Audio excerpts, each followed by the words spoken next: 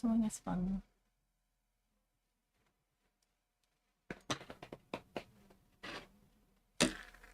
Sewing is so much fun.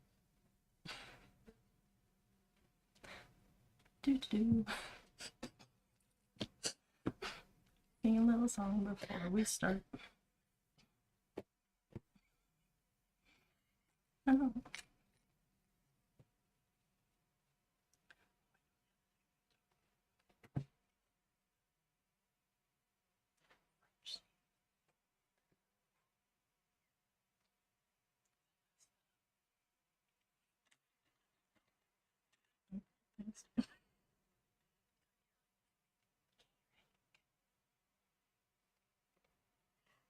Good morning, everyone. Happy Thursday. Happy Thursday. I am back with Rennie on Hello. this episode of Chatting with Chelsea, and I'm Chelsea, of course. And we're going to talk about things that Rennie has been making in the store. So Rennie is a newer sewer. Yes, very brand spanking new. And we're learning lots, and we want to share what Rennie has learned. Yeah. And maybe that'll help some of our viewers. Yeah. Hopefully. Fantastic. Well, let's dig into this. Okay. What was your very first project? Okay, so is this guy. Okay, would you like a top camera or do you want to hold it up? Oh, maybe, well, let's hold it up first and then maybe a top camera. So that's the bag itself. These are the straps. So it's a tote bag? Yeah. Yeah. It's a fun, like, springy tote bag that's got, like, cute monarch butterflies and all sorts of flowers on there and this fun stripy fabric at the bottom there. And was this a panel? Yes. It was, I believe it's a canvas material. Awesome. Is what this is made out of. So it's really nice and sturdy. Feels canvasy. Yeah. So we want to do the top camera as well and showcase that guy. Switch us on over. Make sure I get it in the right spot there. Perfect. Yeah. So That's very cute. Yeah, isn't it though? It's super cute. Go get your like little groceries or something, or just go out to the park with it, picnic or something. It's really cute. Or as a lunch bag. Yeah, you use it as a lunch bag in the springtime or whenever if you just want to go spring it. Yeah. Whichever you want. Well, if it's the dead of winter and you're feeling a little mellow and Yeah. wishing it was nice and warm, Exactly. that would also be perfect for then. Yeah. So yeah, this was my first project, so I learned quite a bit with this. Oh, tell me more. So the first big mistake that I made, but it was a good mistake. I don't know if you could see it on the top camera, but so these corners are a little rough because on the original pattern it tells you to just either you can serge it or just do like a 1/4 inch seam. But my coworker told me that a French seam would be a better idea, but I didn't consider the corners first before doing the French seam. So definitely you want to pre-plan stuff and troubleshoot it before you go gung-ho because yeah, that is a little unsightly, but you know. That's still cute though. I guess maybe if we French seamed it, we could French seam the side. Yeah. And then hem the top after. Yes. Is the thought maybe? Yeah. And then that would help us even it out. But this is lovely too. Oh, it thank still you. looks really good. It looks strong. Yes, it is strong. I tested it at home, so. Oh, fantastic. How much could you put in it? I put a melon in there. Nice. So that's pretty good if it can hold a melon up, So you know. you can go grocery shopping with it. Yeah, just go with just to get one melon. Fantastic. Yeah. So yeah, that was the first one. Should we go on to Cute. the next one? Yes, Okay. let's move on to our next project. Okay. I'll leave you on the top camera. Okay. So our next one, let's get this guy out of view. So the second project that I worked on was this cute, fun makeup bag. I actually Cute? made this one for my sister because she loves her floral fabrics. Oh, that's And- sweet. Isn't it so pretty? And I see we have a zipper. Yes. So how did the zipper go? Because I know a lot of people are a little intimidated by zippers. Yes. So I think next time, well, I actually did it with the second one, so we'll talk about that after. But with the first zipper I ever did, I only used pins, which was giving me a lot of grief because if you baste it, it's not going to move at all. Yes. So if you baste it in place, like you're not going to have issues with your seam going off, and so that was another lesson I learned. And how would you baste it if you were going to baste it next time before you stitch it? We do have a fabric glue that we use. Okay. So that one is really nice because it's like a glue stick. So you just hold it in place and then it just sticks and it doesn't move. So you have to make sure to do it the first time. But I mean, it sets after a little while, so you have a little bit of wiggle room. Yep. But I would maybe use that because it's the easiest to work with instead of like a full like liquid basting. I would probably use the actual pen. It's a lot easier. So Definitely easier than pins too. Less chances to poke yourself. Yeah, exactly. Which is nice. But here's actually a glue stick. Oh, I have a couple of them. So we have a couple different types. The one in the pink one, that one's like a Soline glue stick. Yep. And you can replace the cartridges in it. Yeah. And the other one is really nice because it's nice and big, and it also has dark blue glue in it. Right. So you can really see it. So if you find a hard time seeing like the light blue, the dark blue really shows up on things, and it turns clear when it's dry. Right. Yeah. So then if you're gluing a whole bunch of stuff and you're like, oh, is it dry yet? And you look and you don't see blue. Right. It's dry. Yeah. You got to put some more glue on there. Right. Yeah. Fabulous. It turned out really cute. Thank you. I see you did some top stitching. That's fantastic. Yeah, that was actually the fun bit, because watching it come to life and seeing like how neat and tidy that made it look, and it wasn't, you know, going over the zipper afterwards, was really, really satisfying. So, and I actually like doing the box corners too. Those are really fun. Yeah. And it really like builds the shape of your bag. So that was really fun to do. So how did you do box corners in this application? So let me flip this guy inside out here. Now you won't be able to see the total bottom there, but so you have this guy out here, like if I were to actually pull it out, you'd see the corners through the underside, and then you just kind of cut across where they're sitting, like you hold it in place. You can pin it if you want to, but I found it was quite easy because it doesn't really matter where that top edge is going, because you're going to cut it off anyway, or you're going to fold it in. So you just stitch straight across right off the fabric, cut off any like extra thread hanging off, cut it off, and then fold it inside, and you have a box corner. So you stitch like a triangle out of there. Cool. Yeah. Cool. It was very easy. And you know, if I can do this, anybody can do it, because I'm brand new to this stuff. So. Well, it turned out fantastic. Thank you. Those are excellent box corners. And I bet your sister's going to love it. I hope she does. I think another thing I should mention as well is you can kind of get a feel for what kind of sturdiness you want with your bag as well. So you can use different interfacing. So this was just batting. Like batting, yeah. So then if she puts cosmetics in there, it's a little softer, so it'll take a beating a bit. Yeah. I like, in my cosmetic bags, I really like using Annie's Soft and Stable. It gives it a really firm shape. Yes. But I feel like it also can take quite the beating.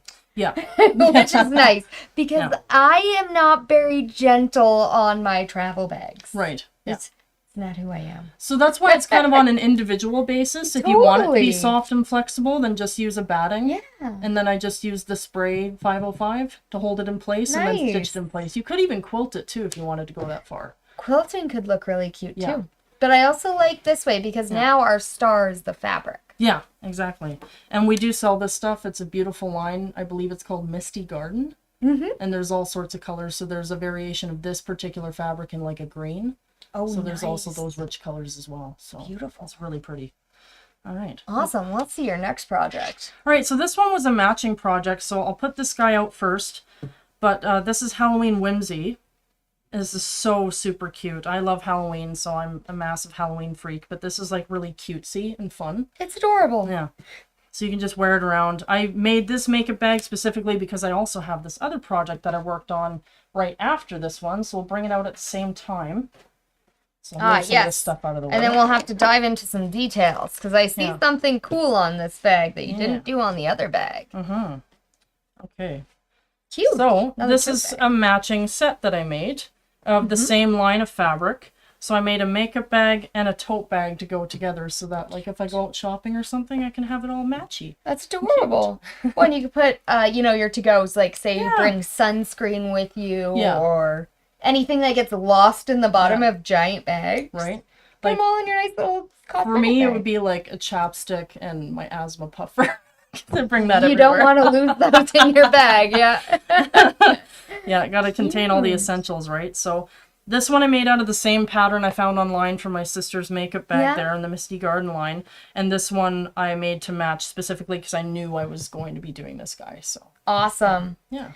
Can you tell me a little more about your zippers tabs? I see something really interesting on Oh them. yeah, so with this one I was experimenting a little bit. I'll see if the camera can pick it up. But I did a decorative stitch for multi-purpose.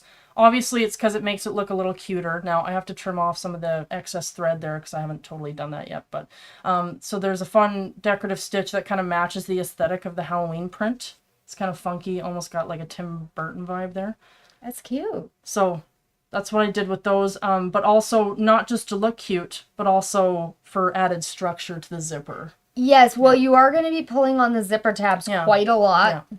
They're going to be bashed around in the bag. So if you're holding here, whereas with this one, you'd have to be a little more careful, the flower one that I made, because it was just a simple stitch. But with this one, with the decorative stitch, now it is a little tricky. So it takes some time. So I would use practice fabric first, because sometimes the feed dogs don't want to feed. So you got to make sure it's in the right position, and it's a whole thing. So, but it was really fun and satisfying when it finally came together, and it was, Great recommendation on practice fabric. Yes. I like saving scraps or fabric that I don't necessarily love anymore. Yeah. As my practice fabric. Absolutely. Because then I don't wreck the pretty stuff that I really, really love. Right.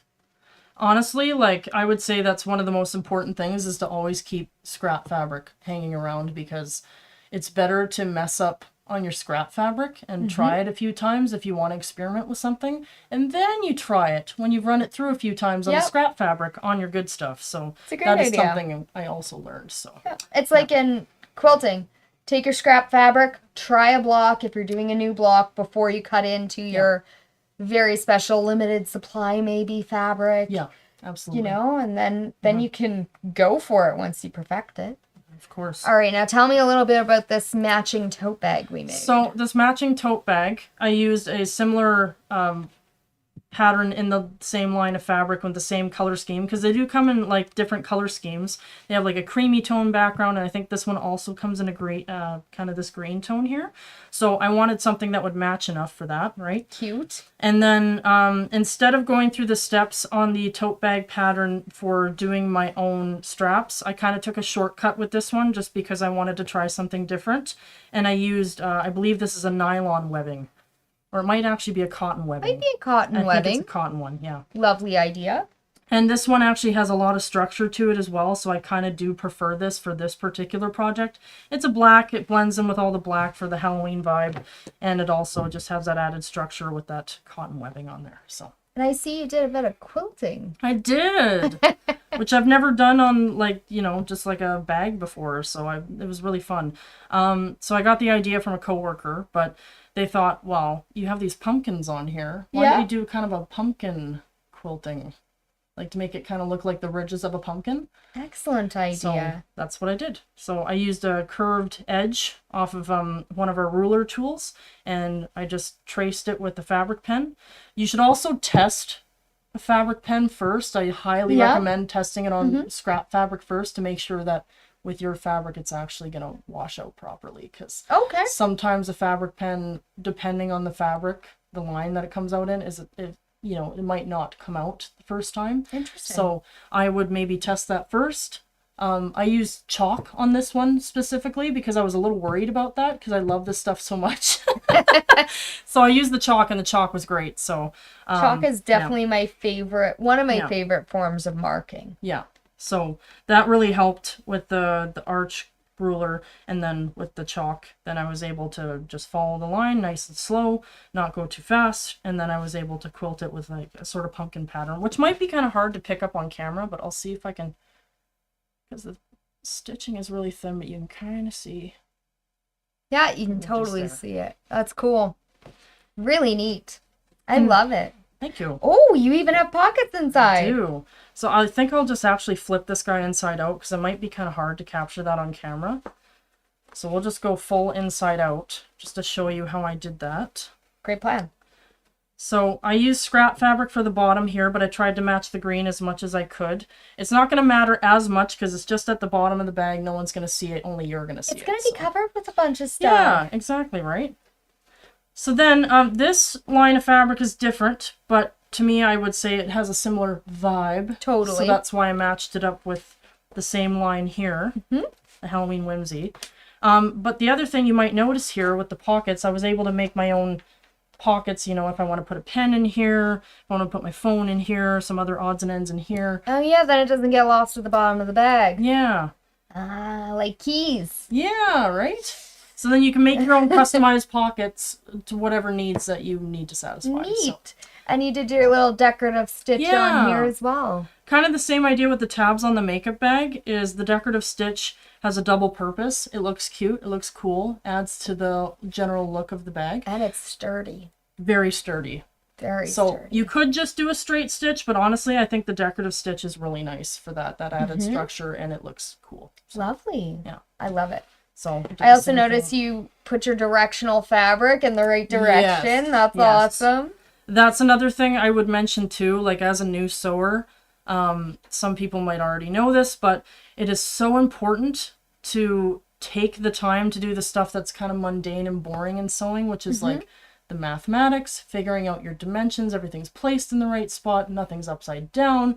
Get that stuff right the first time, because seam ripping is not fun. Do you want to know the good news about seam ripping? What's that? The more you do it, the faster you get at it. That is true. That is true. I've noticed that. I'm pretty quick now. Few mistakes. There you go. I have had lots of mistakes. But yeah, so that is the tote bag I made with the makeup bag. So that awesome. Yeah, it was a lot of fun. I'm really excited for this next project. I think we have to switch camera views though for this one. All right. Because it's a bit bigger than the rest. A little bit bigger, yes. So I might have to hold this one up. Human size. Yeah. God, it's got to fit All on right. a human. Let's check this out. So this was made with regular quilting cotton. Yes. All right, so we got an apron here, my very first apron. Very first. Oh, where am I? Okay, there we go. Here. Not used to being on camera. All right. There. Yeah. There we go. So this was an Fabulous apron I made for the apron. fall season. It's cute. Psycho. I love it. And I noticed you made it very long. It keeps Yes. going. Yeah. So Rennie's pretty tall. And she made it I made it long. mid-shin. Yeah, Mid-shin length. yeah, about mid-shin. Yeah. So of course, when you're working with any apron pattern, you can extend it. Yes. If, say, the shorter aprons, you know, you get a lot That's of the inside too. fluffy stuff all over the place. It happens. Right? Oh, I see you have pockets on the inside. Yeah, so that was an experiment. I would say with this one, I would have put it up higher. But I also Okay. made a lot of alterations as I went, so this was a good practice. I We would do learned. a few things a little bit different next time, but you know, you make those little mistakes and then you learn for next time. So. How is making the straps? Because I see you made some straps. Yes. So Two this different versions, maybe? Yeah, so this was scrap fabric, but it seemed to kind of match the brown tone, so that's why I chose that one. Okay. And then I just chose the same fabric as my main fabric for the next strap, just out of personal choice. Yeah, looks cute. Yeah, with this one, the other thing that's really important about doing straps is I would do a basting stitch first, because this one, with this particular pattern, they want you to turn it inside out. Oh, when to you're make sure you stitching. have the right length. Ah. Right length, and also make sure if you're going to do the seam down the middle, if you're not going to do it off to the side and do like an inside invisible stitch, Yep. if you're going to do the seam down the middle and you don't want it to be at the front, make sure when you have it inside out that it's facing the right side. That's a good Because I messed call. up with that. So if we basted it, it would definitely be less seam ripping if we Yes. put it in wrong way. Mhm. And we would definitely be able to make sure Yes. that it's the right way and the right length by basting. Right. So that basting, we could do a longer stitch length, and that would attach it in nicely. Yeah. So that's my Cute. fall apron now. So And I see we might have something that might match it. Yes. All right. Should I switch to our different camera for that? Sure. Okay. Switch to our top camera. All right. So let's get this guy out of the way and move this into place here. So this one's a work in progress, Uh-huh. it looks like. I'll move this up to the side. You get seated again. All right. Okay. Very cute looking. Yeah, so this is going to be my binding tape, but as you can see, I'm making matching oven mitts for Cute. the matching apron. Yeah. So with this one, again, it's another experiment. I'm very new to sewing, so I'm just experimenting and seeing what I can do and learning a lot along the way. So with this guy here, what I did, I cheated, so to speak. I don't even think that's a real word in the means of sewing. I don't But- think so. I think there's hacks. Right. Let's call it a hack then. So I had an old oven mitts at home. Yeah. And they were getting worn out. I didn't want to use them anymore. I don't really like the fabric anymore. I've kind of grown out of it. So I was like, no, I want to make matching oven mitts for the new apron. But I thought, I know these fit my hand properly. Why don't I use it as a makeshift pattern? Cool. So that's what I did. I didn't bring it up here, but I do have the old mitt that I had turned inside out. I saw what it was made out of, and I realized why sometimes it was still burning my hand. Did it have a hole in it?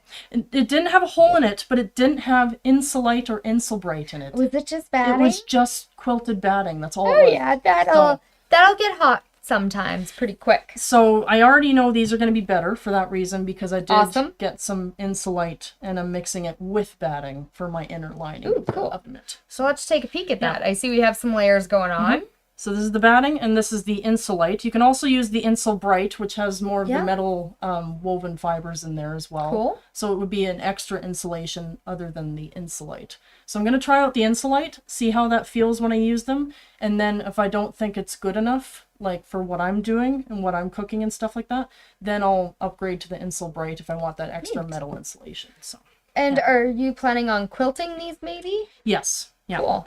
So I'm just going to quilt like a fun, just a squared off pattern. Nothing too fancy for this one. Nice basic pattern. Yeah. Fantastic. And then I'm just using scrap fabric for the inner lining, because to me, it's my personal choice. I really don't care what the inside looks like. So there. And you don't see the inside ever. No. So great plan. Yeah. So, I mean, like if you wanted to make reversible oven mitts, you could use your pretty stuff on each side. But for me, I was just like, no, I'm just going to leave it this way and have the scrap on the inside. So cute. Yeah.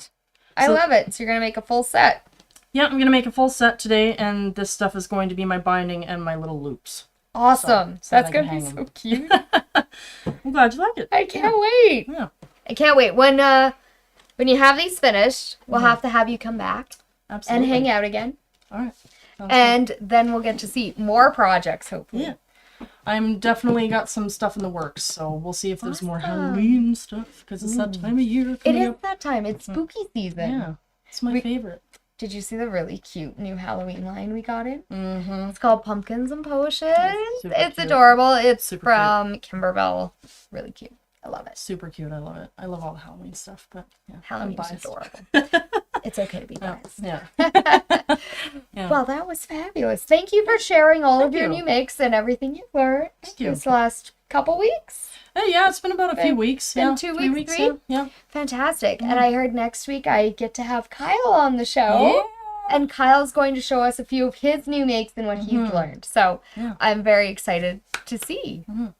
Yeah. Thank you for sharing with us. Thank you, Chelsea. Thanks for having me on. Thanks for joining us today. We will see you next time. See you next time. Have a great day. Bye. Bye.